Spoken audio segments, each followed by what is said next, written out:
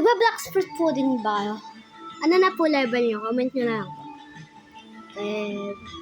Ito na po, wait lang. Sa mga nagba-black fruit po, comment nyo po kung ano fruit nyo, gun nyo, pati combat nyo, pati sword nyo. Ayan kasi, tingnan. Ayan health ko, and combat ko. Ay, nawala yung ano ko. Ito na po. Bazooka. Ayan po. Second scene na po ako. Level ko po. Ayan. Second scene na po ako. Tapos ayan po ang character ko. Ayan.